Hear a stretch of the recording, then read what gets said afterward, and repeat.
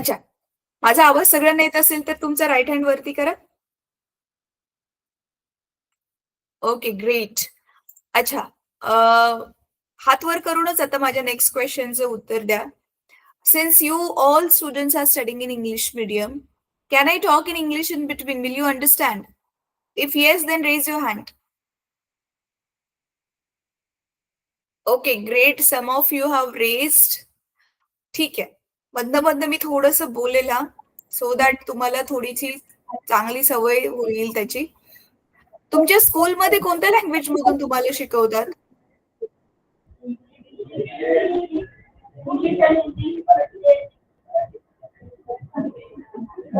एक जण कोणीतरी बोललं तर मला कळेल. मिक्स आन्सर आलं ना, कळलं नाही मला.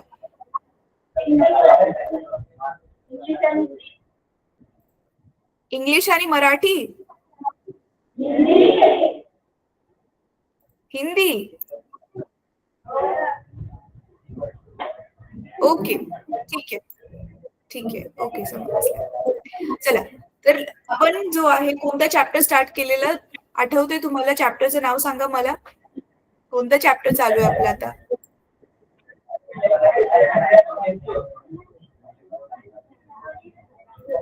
कोणता चॅप्टर चालू आहे आपला आता?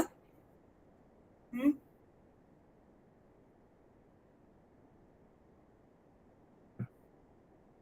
चॅप्टरचं नाव पण विसरला तुम्ही? बरं, ऐका. आपला effects of electric current chapter चालू आहे. आय नो तुमचे काही क्लासेस मिस झाले, पण प्लीज तुम्ही रेकॉर्डिंग बघून घ्या त्याची. अदरवाईज मग मधले-मधले जे टॉपिक्स आहेत ना, ते कळणार नाहीत तुम्हाला बिकॉज ते डिफिकल्ट टॉपिक्स आहेत. जसं की एसी जनरेटर, डीसी मोटर आणि एसी जनरेटरला डीसी जनरेटर कसं बनवायचं. ओके, ते सगळे जे टॉपिक्स आहेत ते खूप इम्पोर्टंट टॉपिक्स आहेत. आज आपण काय करणार आहोत ना, आज आपण एसी आणि डीसी मधला डिफरन्स जाणून घेणार आहोत. ठीक आहे. एसी करंट आणि डीसी करंट त्याच्यामधला डिफरन्स आपण जाणून घेणार. तर एसी जनरेटर जे आहे मी तुमचं परत एकदा थोडंसं रिवाइज करून देते. कारण एसी जनरेटर समजल्यानंतरच मग तुम्हाला एसी आणि डीसी मधला डिफरन्स समजेल. ओके. सो आता नीट लक्ष देऊन ऐका मुलांनो, बिकॉज आपला सिलेबस थोडासा मागे चाललाय. तर तुमचं जेवढं चांगलं लक्ष असेल, मी तेवढं चांगलं थोडंसं फास्ट स्पीडने पण जाऊ शकेल. ठीक आहे? चला. सो तुमचं जे टेक्स्टबुक आहे ते ओपन करा. त्या टेक्स्टबुक मधून मी तुम्हाला एसी जनरेटर परत एकदा रिवाइज करून देते. तुम्ही सगळेजण नोटबुक आणि टेक्स्टबुक वगैरे सगळं घेऊन बसलाय ना? टेक्स्टबुक दाखवा तुमचं वरती करून मला. टेक्स्टबुक वरती करून दाखवा तुमचं. अच्छा, व्हिडिओज पॉज झाला तुमचा. बरं ठीक आहे, काही हरकत नाही. मी असं मानून चालते की तुमच्याकडे समोर टेक्स्टबुक आहे. नसेल तर प्लीज ओपन करा. ठीक आहे? चला, चॅप्टर ओपन करा मुलांनो.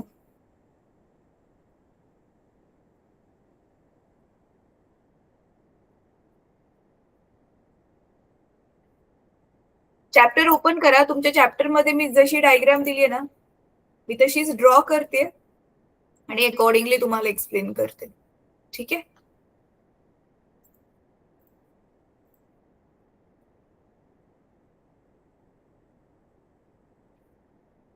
माझी स्क्रीन दिसतेय व्हाईट?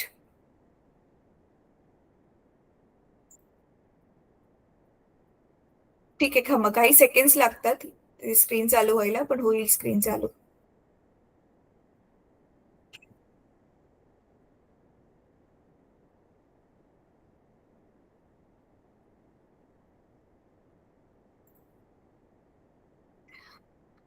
बघा, एसी जनरेटर जो आहे, जनरेटर आपण कशासाठी वापरतो? इलेक्ट्रिसिटी जनरेट करण्यासाठी आपण जनरेटर वापरतो. राईट? आता हा जो आपला एसी जनरेटर आहे, तो अल्टरनेटिंग करंट जनरेट करतोय. अल्टरनेटिंग करंट म्हणजे काय? प्रत्येक अल्टरनेट हाफ सायकलला आपण बघितलं ना, आपण त्याला फिरवतोय ना, तर हाफ सायकलला, प्रत्येक हाफ सायकलला काय होतंय? त्याचं करंटचं डायरेक्शन जे आहे ते चेंज होतंय.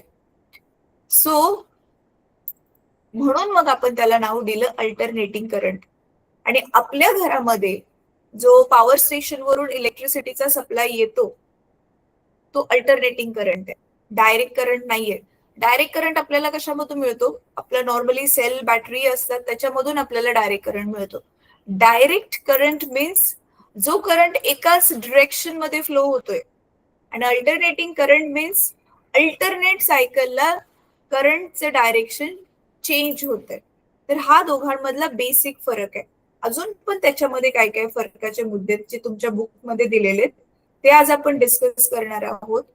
आणि मुलांनो, डेफिनेटली एक्झाम मध्ये क्वेश्चन येतो की दोघांमधले जे फरक आहे तो तुम्हाला लिहायचंय. क्वेश्चन काय आहे? Differentiate between AC and DC current,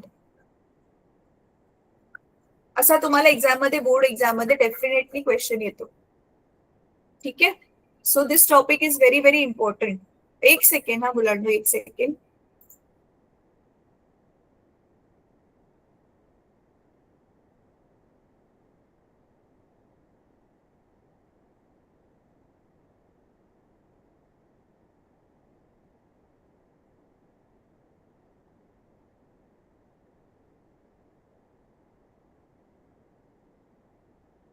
तुम्ही डिस्कनेक्ट झालेला, परत एकदा प्लीज कॅमेरा आणि माईक चालू करा.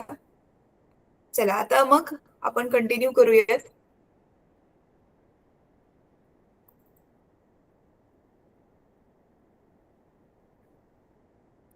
बघा, माझा हा व्हाईट बोर्ड तुम्हाला दिसत असेल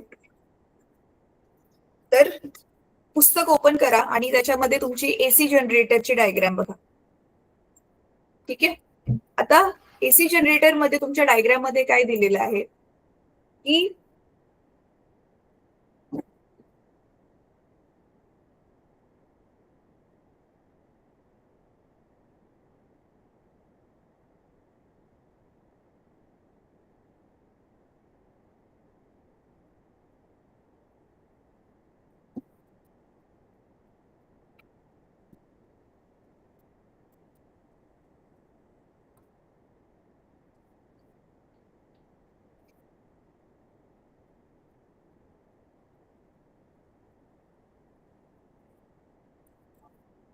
बघा, इथे जो आहे तुमचा जो आहे नॉर्थ पोल आहे मॅग्नेटचा, राईट.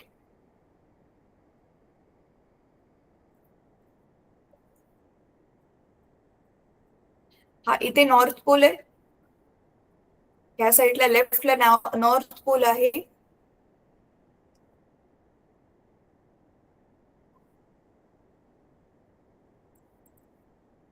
आणि इकडे लेफ्टला नॉर्थ पोल आहे, राईटला साऊथ पोल आहे, राईट. त्याच्यामुळे तुमची जी डायरेक्शन आहे, कशाचं डायरेक्शन? मॅग्नेटिक फील्डचं जे डायरेक्शन आहे ते कुठे आहे? ह्या साईडला, करेक्ट. आणि आता आपण इथे काय घेतलेलं, हे मध्ये असा फिरणारा आर्मेचर होता आपला, राईट आहे.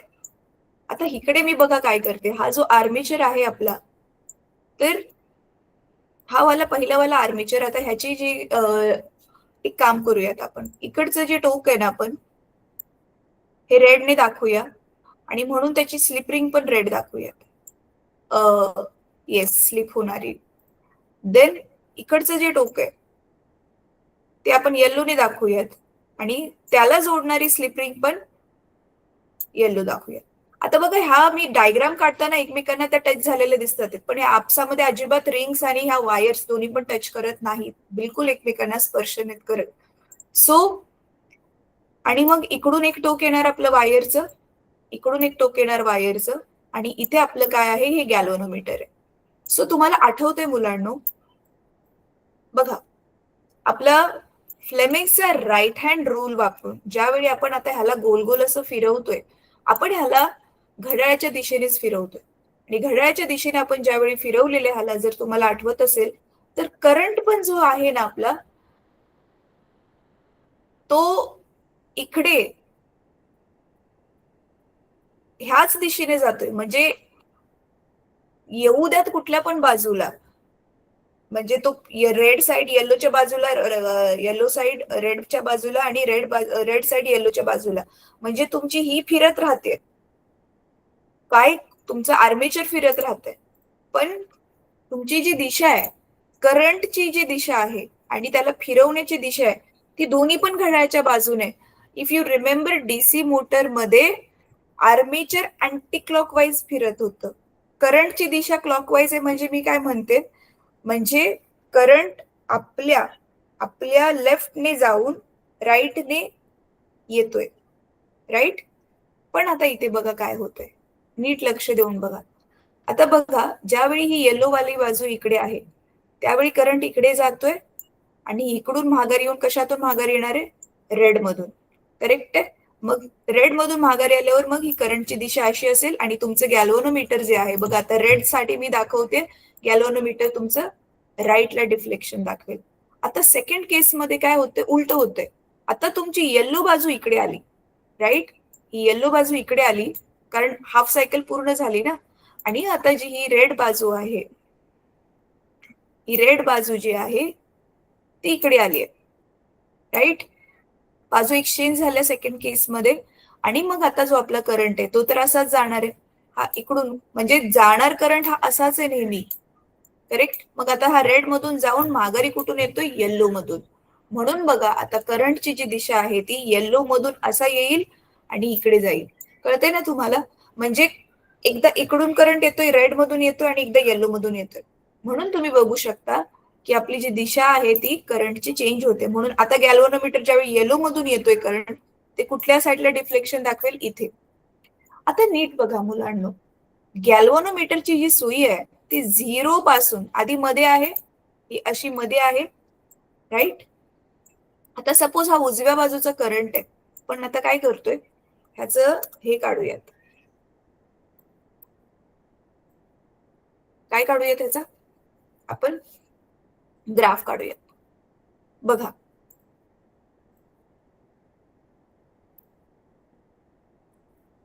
एक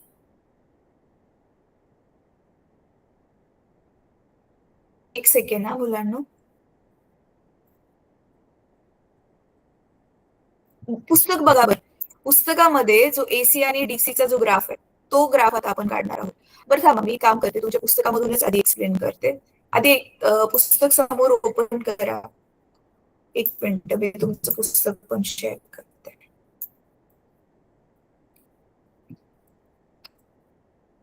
मी इथे बोर्ड वरती तो ग्राफ काढेल, कसा ग्राफ आलाय तो एक्सप्लेन करेल. तुम्ही पुस्तकामध्ये बघून त्याला टॅली करायचंय, म्हणजे ऍक्च्युअल मध्ये तो ग्राफ कसा काढलाय ते मी तुम्हाला एक्सप्लेन करते. ठीक आहे.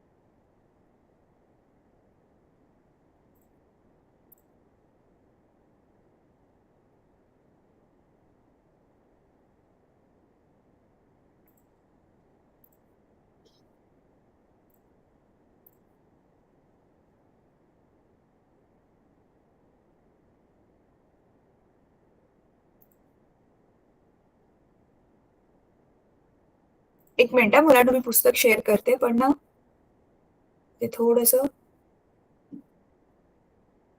इश्यू दाखवते. एक सेकंड ना.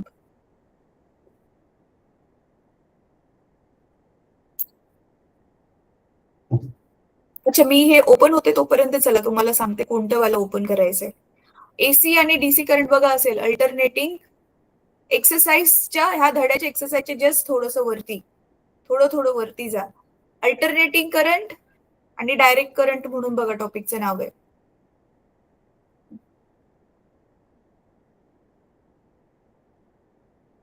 Alternating current and direct current टॉपिकचं नाव आहे. मिळालं? मिळालं असेल तर हात वरती करा. पेज मिळालं मुलांनो? अल्टरनेटिंग आणि डायरेक्ट करंटचं? ज्यांना ज्यांना सापडलं त्यांनी हँड रेज करा. टेक्स्ट बुक आहे ना तुमच्याकडे?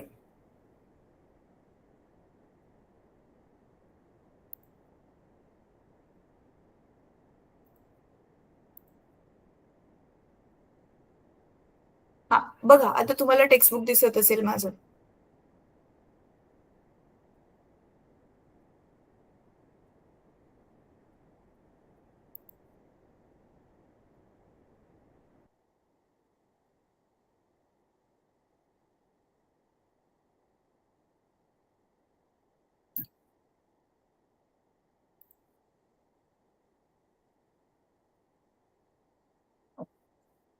येस. आता हे जे माझं टेक्स्ट बुक दिसतंय ह्याच्यामध्ये बघा मुलांना, हे हा वाला ग्राफ मी म्हणते. तुम्हाला दिसते इथे current in amperes. Y axis वरती करंट घेतलाय आणि एक्स ऍक्सिस वरती आपण टाइम घेतलाय. तर हा ग्राफ तुम्हाला दिसतोय ही अर्ध्या सायकलसाठी वर गेलाय, परत खाली आलंय, परत वरती गेलंय, परत खाली आलंय. आता हा डायग्रामला मुलांना नीट बघा, ह्या ग्राफला नीट बघा. मला सांगा, हे ज्या कोणत्या सर्किटचे हे डायग्राम आहे, ह्या सर्किटमध्ये मॅक्सिमम किती करंट फ्लो होतोय, म्हणजे जास्तीत जास्त करंटची व्हॅल्यू किती आहे आणि मिनिमम किती आहे ते सांगा. आधी जास्तीत जास्त किती आहे ते सांगा. करा, अनम्यूट करा आणि ज्याला कोणाला येतंय त्याने सांगा जरा, पण एका वेळी एकानेच सांगा. तुम्हाला ग्राफ पेपर कसा रीड करायचा ते शिकवलं असेल ना आपण मॅथ्स मध्ये, तर अशी खूप सारी गणितं केलेली आहेत. गेल्या वर्षी फिजिक्स मध्ये पण आपल्याला ग्राफ होते, distance time graph, velocity time graph, आठवते?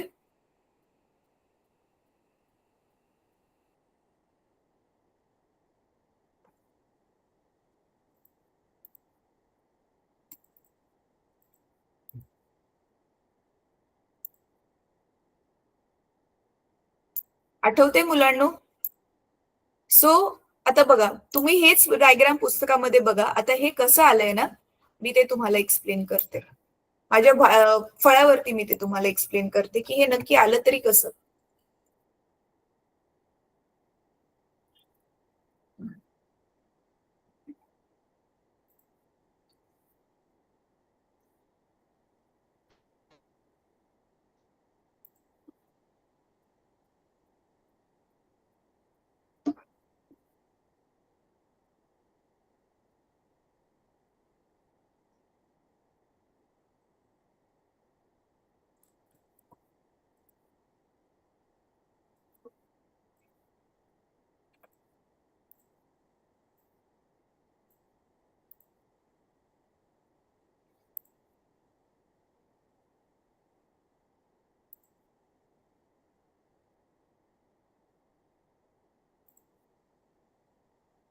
थांबा, आता तुमच्या बरोबर दुसरे स्क्रीन शेअर करते.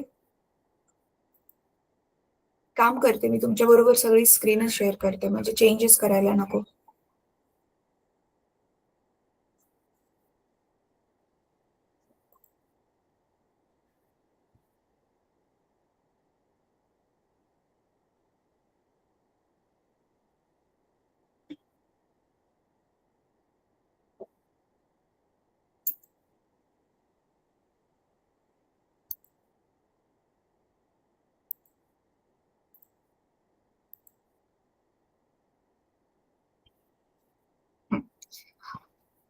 माझा आवाज येत असेल तर हँड रेज करा मुलांनो. ऍक्च्युली ना तुमचाच व्हिडिओ हा चालू आहे. हँड रेज करा माझा आवाज येत असेल तर. कोणीच हँड रेज नाही करत आहे. माझा आवाज नाही येते का? ओके, ठीक आहे. पुस्तक ओपन केलं? पुस्तक ओपन केलं असेल तर हँड रेज करा. ठीक आहे, गुड. अरे प्लीज मला रिस्पॉन्स द्या, माहिती मला कसं कळणार ना. बघा, आता तुम्हाला माझा व्हाईट बोर्ड दिसेल. दिसतोय माझा व्हाईट बोर्ड? अनम्यूट करा आणि मला हो हो नाही काहीतरी म्हणा, कारण आता मी दुसऱ्या स्क्रीनवर आहे. तुम्ही हँड रेज केला तर मला आता दिसणार नाही. तुम्ही मला आता नाही दिसते कारण मी इकडे दुसऱ्या स्क्रीनवर. ओके, ठीक. Thank you so much. थँक्यू.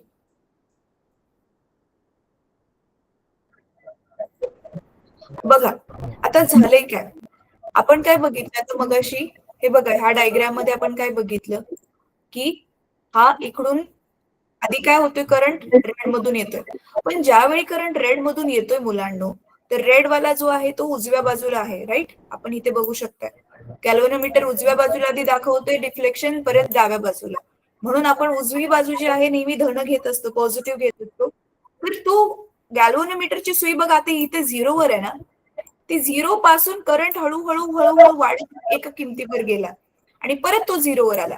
म्हणून बघा इथे काय घेतलंय आपण, करंट वाय ऍक्सिस वरती, आणि इथे काय घेतले एक्स ऍक्सिस वरती, टाइम घेतलाय. म्हणजे वेळेनुसार करंट आधी झिरो आहे असा हळूहळू हळू वाढून त्या एका हाय व्हॅल्यू वरती ते पोहोचला आणि परत तो झिरो झाला, कारण हे गॅल्व्हनोमीटरची सुई परत माघारी येते ना, आणि परत आता तो निगेटिव्ह साईडला चाललाय. म्हणून आता करंट आपण काय दाखवणार, खालच्या बाजूला निगेटिव्ह साईडला दाखवणार. म्हणून मग तो खाली खाली वाढत वाढत गेला, किंमत वाढत चालली पण तो उलट्या दिशेला चाललाय, म्हणून आपण हे उलट सर्कल काढतो. परत एक मॅक्सिमम व्हॅल्यूवर गेला आणि परत तो माघारी आला. कळलं? हे कसं आलं कळलं मुलांनो? हा जो आपला जो ग्राफ आहे तो कसा आला कळला?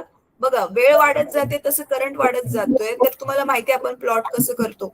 सो ही रेड वाली जी आहे ती पॉझिटिव्ह सायकल आहे आणि ही जी येलो वाली जी आहे ती नेगेटिव्ह सायकल आहे, राईट? म्हणून तुम्ही बघू शकता एका बाजूला करंट धन आहे, दुसऱ्या बाजूला करंट जो आहे तो ऋण आहे. आणि आता मला मग तुम्ही सांगा, मग ही जी असते ती आपली मॅक्सिमम व्हॅल्यू आहे करंटची, म्हणजे त्या सर्किट मधून जास्तीत जास्त किती अँपियर से फॉर एक्झाम्पल इथे 3 अँपियर आहे आणि इथे -3 आहे. सो इथली व्हॅल्यू जी असेल ती मॅक्सिमम करंट सर्किट मधून किती फ्लो होतोय, तर 3 अँपियरची असेल, राईट? आता तुम्हाला काय करायचंय मुलांनो, तुम्हाला मला सांगायचंय की आता हा वाला जो डायग्राम आहे पुस्तकामधला, ह्याच्यामध्ये बघून मला सांगा की हा सर्किटसाठी करंटची मॅक्सिमम व्हॅल्यू किती आहे ते सांगा तुम्ही मला. कोण सांगेल?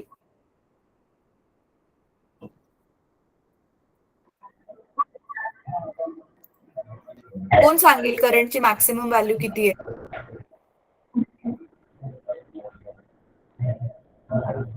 आवाज नाही येते बेटा. एक जण कोणीतरी हँड रेज करून सांगा.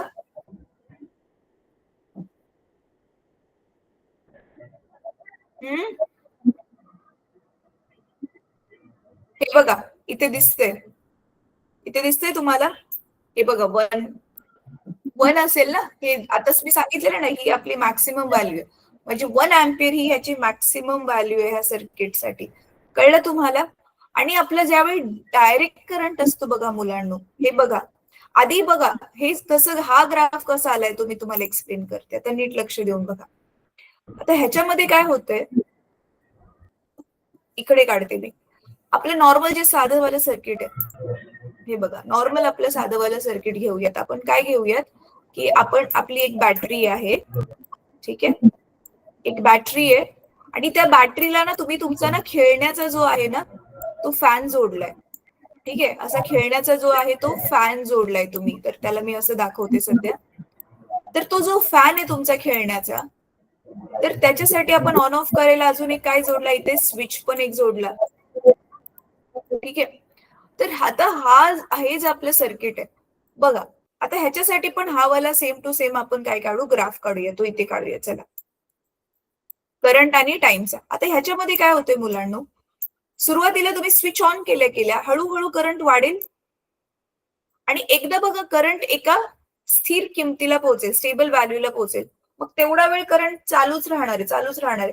आणि जसं आपण स्विच ऑफ केला, परत हळूहळू बघा फॅन थांबतो फिरायचा, राईट? करंट जो आहे तो कमी होतो आणि आधी हळूहळू कमी होतो आणि मग झिरो होतो. पण ऍक्च्युली मी हळूहळू तुम्हाला समजवण्यासाठी एक्सप्लेन करते. ही प्रोसेस खूप क्विक असते. बघा लाईट म्हणजे फॅनचं स्विच ऑन केल्या केल्या फॅनला स्पीड घ्यायला काहीच सेकंड्स लागतात आणि एकदा त्यांनी स्पीड घेतली, समजा आपण त्याला 5 वर सेट केले, तर आधी त्याला 5 वर जायला काही सेकंड्स लागतात, कदाचित सेकंड पेक्षा पण कमी. आणि एकदा तो 5 वर पोहोचला की बघा तो 5 वरच फिरत राहतो, तोपर्यंत तो 5 वर फिरत राहतो, जोपर्यंत आपण त्याचं एकतर बटन नाही बंद करत किंवा लाईट नाही जात, राईट? आणि मग लाईट गेल्यावर बघा लगेच करंट अचानक असा आदळून झिरो नाही होत, तो एका स्टेप बाय स्टेप झिरो होतो ना तो. मग तेच वाला जो ग्राफ आहे तो इथे दिलाय बघा डायरेक्ट करंटसाठी. बघा इथे करंट इन एम्पियर्स, इथे काय दिलेला आहे अल्टरनेटिंग करंट, आणि हा जो दिलेला आहे तो इथे हा वाला अल्टरनेटिंग करंट आणि हा डायरेक्ट करंटचा ग्राफ दिलेला आहे. ठीक आहे, आता तुम्हाला काय करायचंय बघा, ह्याच्यामध्ये मी तुम्हाला मार्किंग करून देते. पेन्सिल घेऊन बसा सगळेजण. क्वेश्चन एक्झाम मध्ये डेफिनेटली येतो, differentiate between AC and DC current. तो फरकाचे मुद्दे विचारले की टोटल माहिती आहे त्या दिवशी या चॅप्टर मधून 5 फरकाचे मुद्दे आम्ही काढले, दुसरा क्लास होता. तर इथेच सगळं दिलेलं आहे तुमच्या बुक मध्ये. तर आता मी तुम्हाला 1 2 3 4 5 ते 5 पॉइंट्स कोणते ते मार्किंग करून देते. पेन्सिल घ्या आणि तेच तुम्ही एक्झाम मध्ये लिहायचे. बघा मार्क आधी मी एक्सप्लेन करते तुम्हाला रीड करून, आणि मार्किंग कुठून करायचे ते पण मी सांगते. So far we have learn about non oscillatory current flowing. Non oscillatory म्हणजे हा जो करंट असा चेंज होतोय ना, आणि त्याची हे बघा, एक तर त्याची किंमत पण बदलते सारखी, 0 पासून 1 वर गेली, परत कमी कमी होत गेली, तर किंमत पण बदलते आणि डायरेक्शन पण बदलते. म्हणून ह्याला ऑसिलेटरी म्हणतात. जसं आपला नाही का झोका इकडे चाललाय, झोका जो आहे उंचावर हळूहळू वाढत चालली आहे त्याची उंची, परत शून्यावर आला, परत त्याची उंची हळूहळू वाढत झाली, परत शून्यावर आला. मग झोक्याचं मोशन ऑसिलेटरी मोशन असतं की नाही, तुम्ही टाइप्स ऑफ मोशन मध्ये शिकलेला. म्हणून ह्या करंटला पण नाव दिलेलं आहे ऑसिलेटिंग करंट, ऑसिलेटरी करंट. ठीक आहे, बघा non oscillatory current flowing in one direction in circuit from cell to the cell, right. म्हणजे आतापर्यंत आपण नॉन ऑसिलेटरी म्हणजे ते साधं सर्किट शिकलोय ज्याच्यामध्ये डायरेक्ट करंट असतात. ठीक आहे, आता पुढे बघा, such a current is called direct current as against the current is changing its magnitude and direction after equal intervals of time is called alternating current. बघा आता पहिला मुद्दा इथेच, a non-oscillatory current flowing in one direction in a circuit from cell to cell is called direct current. Such as वगैरे extra शब्द काढून टाका. हा झाला पहिला मुद्दा डीसी साठी, right. A non oscillatory current flowing in one direction from cell to cell is called direct current. First point. Second point, a current changing in magnitude and direction after equal intervals of time is called alternating current. Equal intervals of time म्हणजे तुम्हाला दिसते ही अर्धी cycle झाल्यानंतर इथे 5 second 0.5 आणि परत इकडे पण 5 सेकंड, म्हणजे ही वाली वरची सायकल बरोबर 5-5 सेकंदाने रिपीट होते, आणि ही पूर्ण जी वेव्ह बनते ती तुम्ही बघू शकता 1-1 सेकंदानंतर ही पूर्ण वेव्ह बनते, राईट. सो हा झाला पहिला पॉइंट. आता second point, the direct current can increase, can be stable और can reduce, but it is non oscillatory.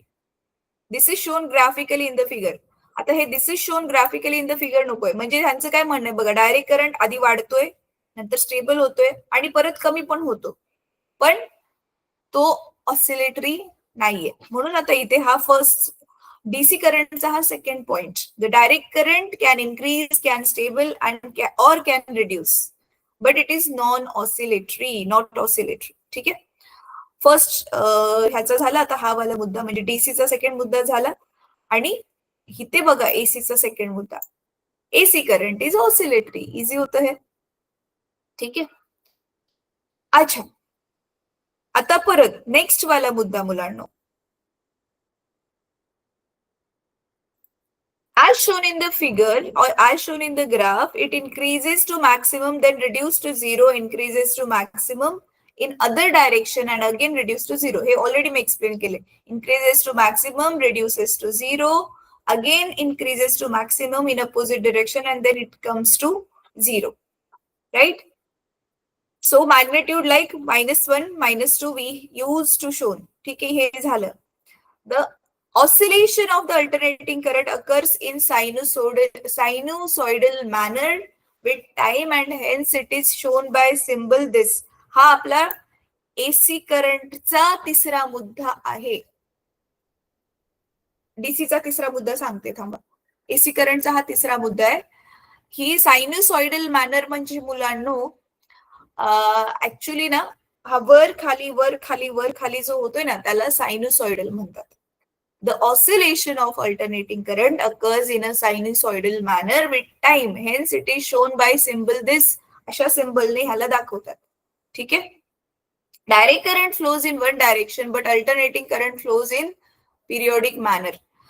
अच्छा, ह्याच्यासाठी आपण ना डीसी साठी ह्याला ना एकच मुद्दा फक्त लिहू शकतो की DC current doesn't flow, DC current does not flow in sinusoidal manner. बस एवढंच.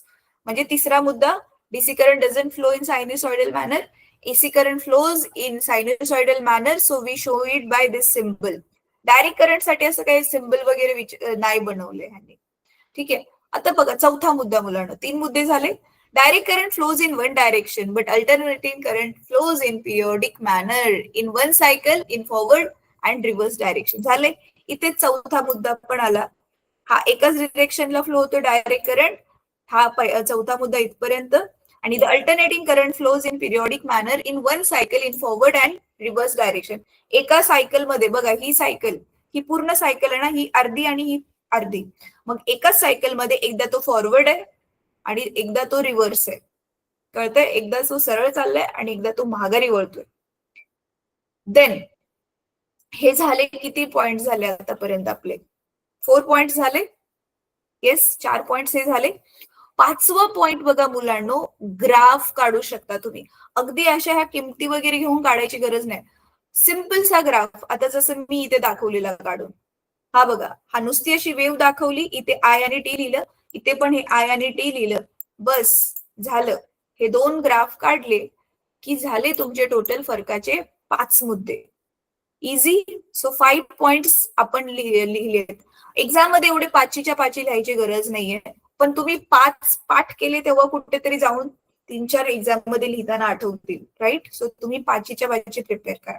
आता बघा, हा वाला जो पार्ट आहे ना, हा वाला एक्स्ट्रा आहे, but it is very very important. काय दिलेलं आहे ना इथे, इंडियामध्ये आपल्याला पॉवर स्टेशन कडून जी इलेक्ट्रिसिटी मिळते. आता इथे ह्या ग्राफ मध्ये बघा काय होत होतं, एका सेकंदानंतर ना काय होत होतं, सायकल जी आहे ती रिपीट होत होती. राईट. एका सेकंड नंतर ही सायकल रिपीट होते. पण इंडियामध्ये बघा 150 सेकंड नंतर ना वन सायकल चेंज होते. कळते? 1/50 सेकंड नंतर सायकल चेंज होते. म्हणून आपल्याला जी फ्रिक्वेन्सी मिळते एसीची ती आहे 50 hertz. That is 50 cycles per second. म्हणजे एका सेकंड मध्ये 1, 2, 3 अशा टोटल 50 सायकल्स होतात. सो यू कॅन इमॅजिन की किती जास्त फ्रिक्वेन्सीचा करंट आपल्याला भेटतोय. म्हणजे कळते तुम्हाला, एका सेकंदामध्ये आपल्याकडे 50 त्या सायकल्स येतात इलेक्ट्रिसिटीच्या. जसं आपण बघा, तुम्ही जिथे पण राहताय, आपण विचारतो ना बसचा वगैरे वेट करत असताना की किती वेळामध्ये एक बस असते. मग सांगतात माणसं, अर्ध्या तासाला एक बस असते, 1 तासाला एक बस असते. इथे शहरामध्ये NMMTच्या वगैरे बसेस असतात, बेस्टच्या बसेस असतात. तुमच्या कसं गावापासून ते गावामध्ये जाणाऱ्या खूप लॉंग डिस्टन्सच्या बसेस असतात, म्हणून आपण त्याला एसटी म्हणतो. इकडे शहराच्या आतमध्येच फिरणाऱ्या तर त्या शॉर्ट डिस्टन्सच्या बसेस असतात आणि लोकांना सारखंच जायचं असते इकडे तिकडे, म्हणून त्या मोस्टली 10-10 मिनिटाला त्या बसेस असतात वेगवेगळ्या. तर मग इथे शहरामधल्या बसेसची फ्रिक्वेन्सी काय झाली, प्रत्येक 10 मिनिटाला येते म्हटल्यावर जास्त झाली ना फ्रिक्वेन्सी. तसं इथे बघा करंटची फ्रिक्वेन्सी काय आहे, एका सेकंड मध्ये 50 सायकल्स येतात आपल्याकडे. So it is very high frequency current. आणि बघा, when electric power is transmitted over long distance, electric power म्हणजे आपली इलेक्ट्रिसिटी, विद्युतधारा लॉंग डिस्टन्स पर्यंत वाहून नेली जाते, तर त्यावेळी काय होतं ना मुलांनो, एसी करंट, आपला जो अल्टरनेटिंगचा करंट आहे, ह्याचा पॉवर लॉस होत नाही. याचा काय होत नाही, पॉवर लॉस होत नाही. पण डीसीचा पॉवर लॉस होतो. म्हणून आपण जो आहे तो घरामध्ये एसी का वापरतोय, एसी करंट का वापरतोय, कारण त्याचा पॉवर लॉस नाही होत. आता what is mean by power loss? बघा, पॉवर लॉस ही खूप सिंपलची गोष्ट आहे. आता आपण फॅन ऑन केला, आपल्याला फक्त त्या कोणतं हवंय, इलेक्ट्रिसिटीला आपण मेकॅनिकल एनर्जी, इलेक्ट्रिक एनर्जीला आपण मेकॅनिकल एनर्जी मध्ये कन्वर्ट केलं, राईट? म्हणजे काय, आपली मेकॅनिकल एनर्जी म्हणजे आपलं फॅन यंत्र आहे ना, ते फिरायला लागलं म्हणजे आपण यांत्रिक ऊर्जेमध्ये त्याला ट्रान्सफर केलं. बट त्याच्या बरोबर दोन अजून आपली इलेक्ट्रिसिटी जी आहे ती फक्त मेकॅनिकल एनर्जी मध्ये कन्वर्ट नाही होत, त्याच्यातला थोडा पार्ट हीट एनर्जी मध्ये कन्वर्ट होतोय. वस्तू गरम होतात ज्यावेळी त्याच्यातून इलेक्ट्रिसिटी वाहते, फॅन पण गरम होतो. सेम वे साऊंड एनर्जी मध्ये पण कन्वर्ट होते, फॅनचा थोडासा आवाज यायला लागतो की नाही. सो दिस इज हाऊ आपली एनर्जी त्या फॉर्म मध्ये कन्वर्ट झाली जे आपल्याला नको होतं, आणि ते आपण अवॉइड नाही करू शकत, ते काढू नाही शकत, ते होणारच, थोडं का होईना ते होणारच. किती पण चांगल्या क्वालिटीचा आपण फॅन घेतला तर त्याचा इलेक्ट्रिसिटी लॉस कमी असेल, पण थोडी तरी इलेक्ट्रिसिटी लॉस होणारच होणार आहे. ह्यालाच म्हणतात पॉवर लॉस, कळते? मग ती इलेक्ट्रिसिटी वाहून आणता आणता रस्त्यामध्येच त्या वायरीमधून वगैरे जर लॉस झाला तर घरी पोहोचेपर्यंत इलेक्ट्रिसिटीच नाही भेटणार. मग डीसी मध्ये इलेक्ट्रिसिटी लॉस खूप जास्त होतो, एसी मध्ये इलेक्ट्रिसिटी लॉस होत नाही जास्त, थोडासा होतो पण जास्त होत नाही. म्हणून आपण घरामध्ये एसी वापरतो, अल्टरनेटिंग करंट वापरतो. डीसीचा इलेक्ट्रिसिटी लॉस होतो याचं बेस्ट एक्झाम्पल, तुमच्याकडे एखादी वस्तू असेल ना ज्याच्यामध्ये सेलची गरज आहे, बघा सेल घालून ठेवल्यावर ना तुम्ही वस्तू ती वापरा नाही वापरा, ऑन करा ऑफ करा, पण ते सेल आपोआपच टाइमानुसार संपून जातात. हे ऑब्झर्व केले तुम्ही? मुलांनो अनम्यूट करून सांगा, हे पहा, तुम्ही केले निरीक्षण कधी? Yes or no? तर जसं माझ्याकडे एक ना वस्तू आहे, तर त्याच्यामध्ये मी सेल घालून ठेवलेलं, ती मी वस्तू खूप महिने वापरलीच नाही. परत मला वाटलं आता सेल तर ऑलरेडीच आहे, वापरायला मी ऑन केलं तर चालेच ना. मग त्याच्यामध्ये नवीन सेल टाकावं लागलं, तेव्हा कुठे जाऊन ते ऑन झालं. सो म्हणजे काय, माझी सेल न वापरता संपून गेलं, कारण पॉवर लॉस झाला तिथे आपला. चला आता लास्ट एक छोटासा टॉपिक. कधी कधी आपल्याला पण काही उपकरणांमध्ये खूप जास्त विद्युतधारा पाहिजे आणि ती आपल्याला ही अशी अल्टरनेटिंग नाही पाहिजे, डायरेक्ट वालीच पाहिजे. मग आपण आपला जो एसी जनरेटर आहे म्हणजे जो अल्टरनेटिंग करंट जनरेटर आहे त्याला आपण डीसी जनरेटर मध्ये कसं कन्वर्ट करू शकतो, जो डायरेक्ट करंट जनरेट करेल. तर it is very very simple. बघा आता आपण काय करणार आहे.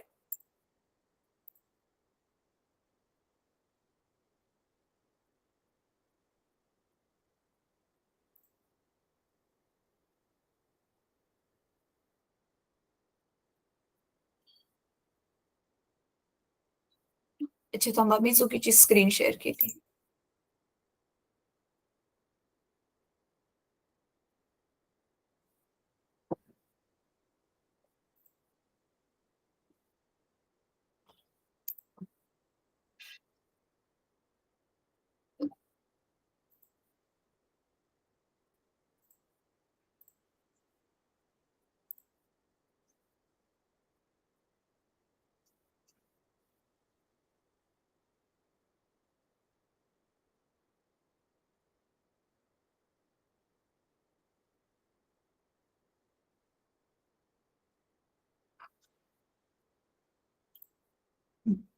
आता आपण बघा काय करणार आहे, आपल्याला एसीचं डीसी मध्ये कन्वर्ट करायचंय ना. मग इथे आपण हे जे दोन रिंग्स वापरलेल्या होत्या ना, या दोन स्लिप रिंग्स वापरलेल्या होत्या, ह्याच्या ऐवजी बघा मला आपण काढून टाकतो ह्या दोन स्लिप रिंग्सला.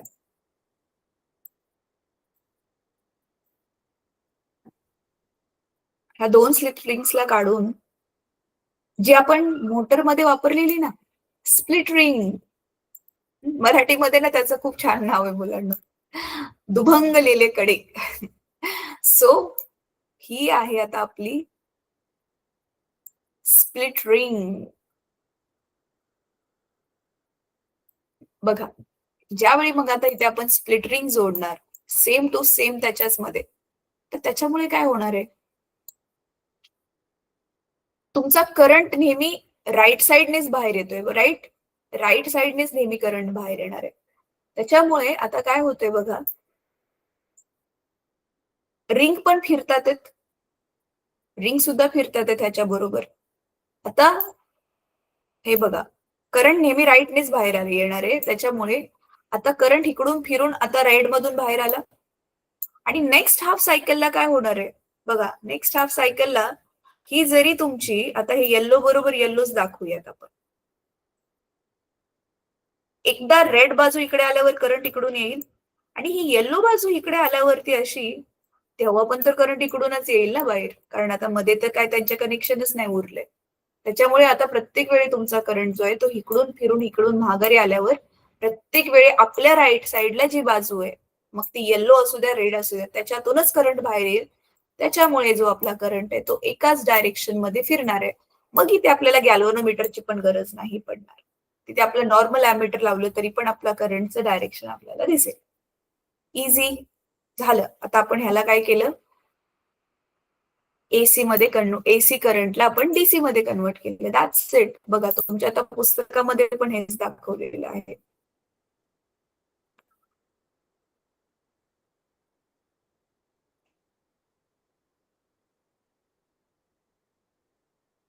हे इलेक्ट्रिक जनरेटर आपण पूर्ण स्टडी केला लास्ट क्लासमध्ये.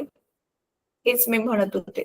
बघा हे दोन दोन रिंगच्या ऐवजी आपण काय करणार आता, फक्त एकच स्प्लिट रिंग वापरणार जर डीसी हवा असेल तर. बघा, the DC does not change direction in external circuit. To achieve this, split ring is fixed. बघितलं, स्लिप रिंग काढून आता आपण स्प्लिट रिंग वापरली. Split ring is fixed on the axle like a split ring used in electric motor. Because of this arrangement, the branch of the coil going upward is always in contact with one brush, and the branch going downward is always in contact with another brush. Hence, the current flows in one direction. म्हणजे एकाच brush बरोबर इकडे जिकडून current चाललाय ती नेहमी इथे contact मध्ये, एका लेफ्ट बाजूला कॉन्टॅक्ट मध्ये राहील, आणि जिकडून करंट बाहेर येतो ती दुसऱ्या ब्रशच्या कॉन्टॅक्ट मध्ये राहील. राईट, म्हणजे आपला करंट कुठून फ्लो करेल असा, राईट साईडला.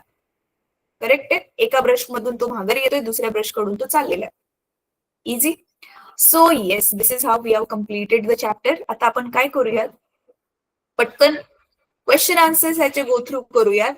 मला वाटतं आज क्वेश्चन आन्सर्स आपण ट्राय करूया कम्प्लीट करायला. आणि हे जे आहेत, हे वाला न्यूमेरिकल्स जे आहेत ते आपण नेक्स्ट क्लासमध्ये करू. ठीक आहे, चला आता पटकन. ऑड मॅन आउट काढायचं. Fuse, wire, bad conductor, rubber, gloves आणि जनरेटर. तर ह्याच्यामधलं करेक्ट आन्सर जनरेटर आहे, कारण बाकी सगळे काय करतात, आपल्या इलेक्ट्रिसिटीला थांबवायचं काम करतात. फ्यूज तर आहेच, ज्यावेळी इलेक्ट्रिसिटी खूप जास्त झाले तर सर्किट ब्रेक करायला. बॅड कंडक्टर, रबर, ग्लव्स पण इन्सुलेटर्स आहेत. Voltmeter, ammeter, galvanometer, thermometer. तर तुम्ही बघू शकता हे सगळे इलेक्ट्रिसिटीशी रिलेटेड इन्स्ट्रुमेंट्स आहेत. Thermometer is related to heat, so thermometer is odd man out. Loudspeaker, microphone, electric motor आणि magnet. लाऊडस्पीकर, मायक्रोफोन आणि इलेक्ट्रिक मोटर ह्या सगळ्यांमध्ये इलेक्ट्रोमॅग्नेट वापरतात. इलेक्ट्रोमॅग्नेट काय आपण ऑलरेडी शिकलो, आणि हे नुसतं साधंवालं मॅग्नेट आहे. सो इलेक्ट्रोमॅग्नेट आणि simple magnet. So odd man out is magnet.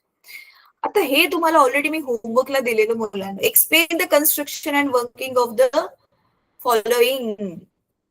Draw a neat diagram and label it. हे आपलं ऑलरेडी मी तुम्हाला शिकवतानाच हे होमवर्क मध्ये सांगितलेलं की हे दोन खूप इम्पॉर्टंट आहेत, एक्झामला विचारतात.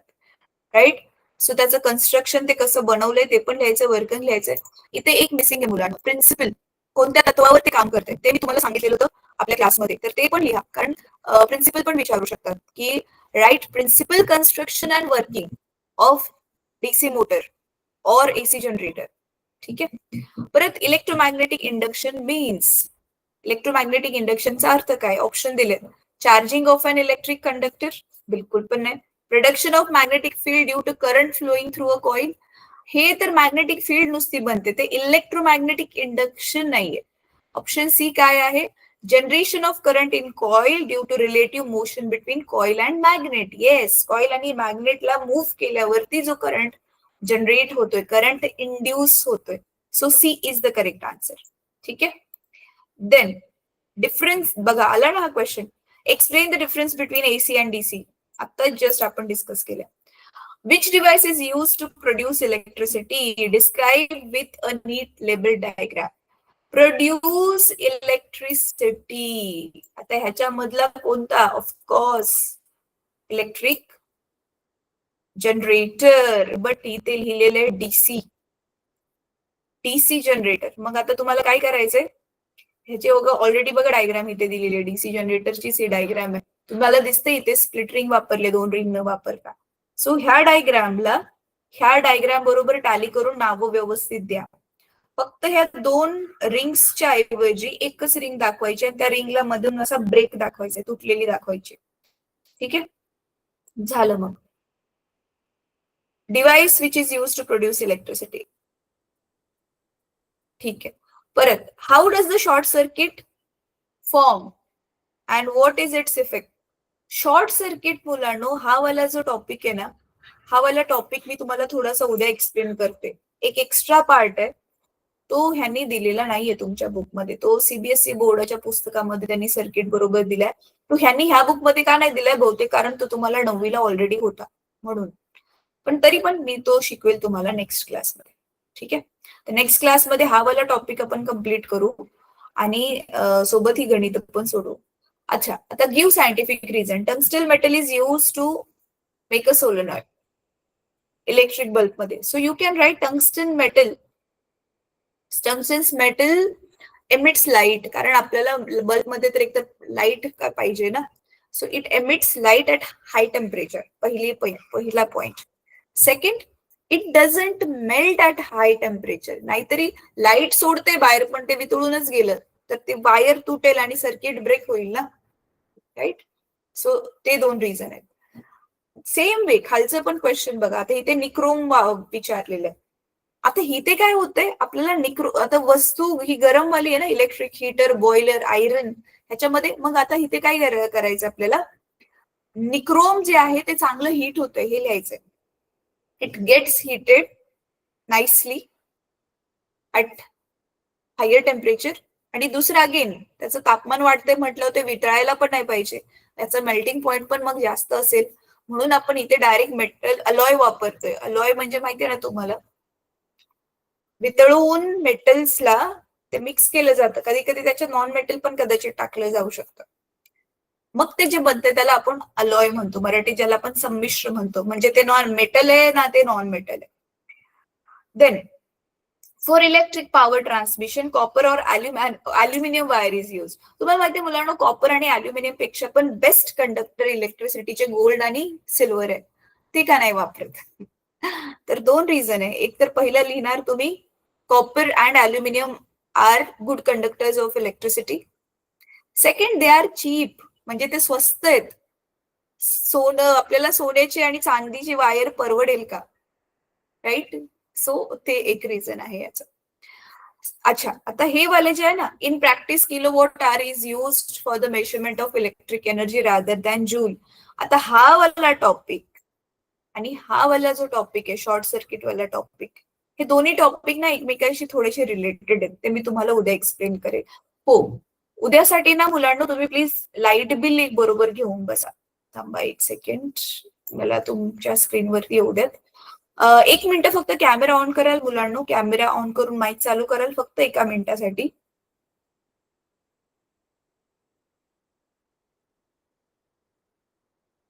मला बोलायचंय तुमच्याशी म्हणून म्हटलं 1 मिनिटासाठी फक्त कॅमेरा ऑन करा आणि माईक पण चालू करा.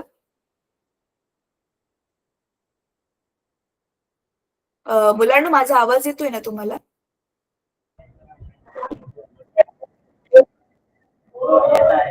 येत आहे ना?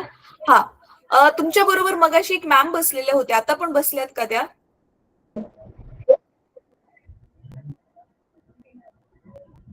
हा आहेत ना. अच्छा, मागे एक मॅम आहेत. मॅम, जर पॉसिबल झालं तर ह्यांना फक्त एखादं ना लाईट बिल अरेंज करून द्याल का? नेक्स्ट क्लासमध्ये ना ते लाईट बिल आपण रीड कसं करतो, ते लाईट बिल जनरेट कसं होतं ते शिकवायचंय. मग त्याच्यासाठी त्यांना ऍटलिस्ट त्यांनी लाईट बिल बघणं खूप गरजेचं आहे. तर मग पॉसिबल होईल का?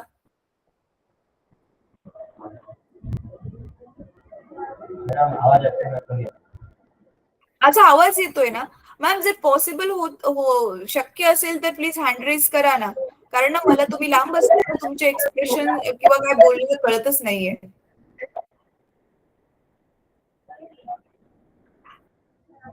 अच्छा ठीक आहे. मुलांना तुम्ही काय करा ना, तुमच्या सरांशी किंवा मॅमशी बोलून एखादं लाईट बिल तुम्ही घ्या, त्याला वाचा. नेक्स्ट क्लासमध्ये आपण त्याला डिस्कस करू की ते लाईट बिल जनरेट कसं होतं. ठीक आहे, चला. सो आता पुढे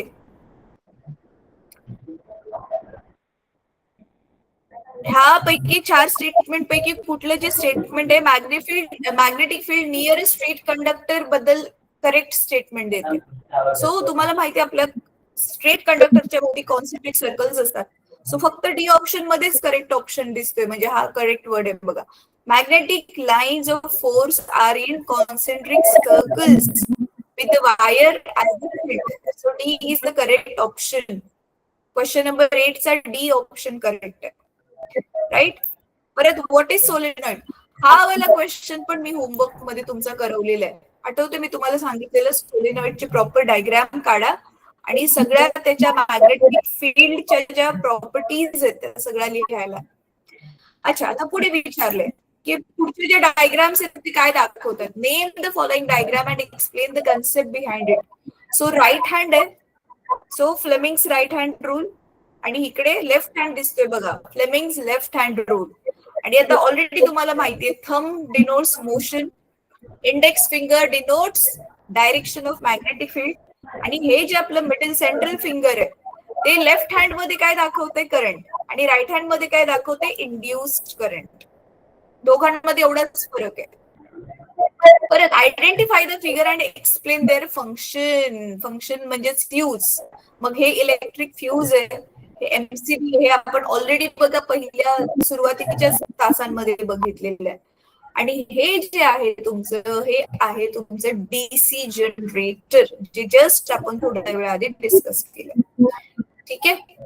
सो इथपर्यंत मुलांनो आपलं जे आहे ते. अच्छा, इथे शॉर्ट सर्किटचं पण मी एक आन्सर चला पटकन एका मिनिटामध्ये एक्सप्लेन करून टाकते. How does short circuit happen.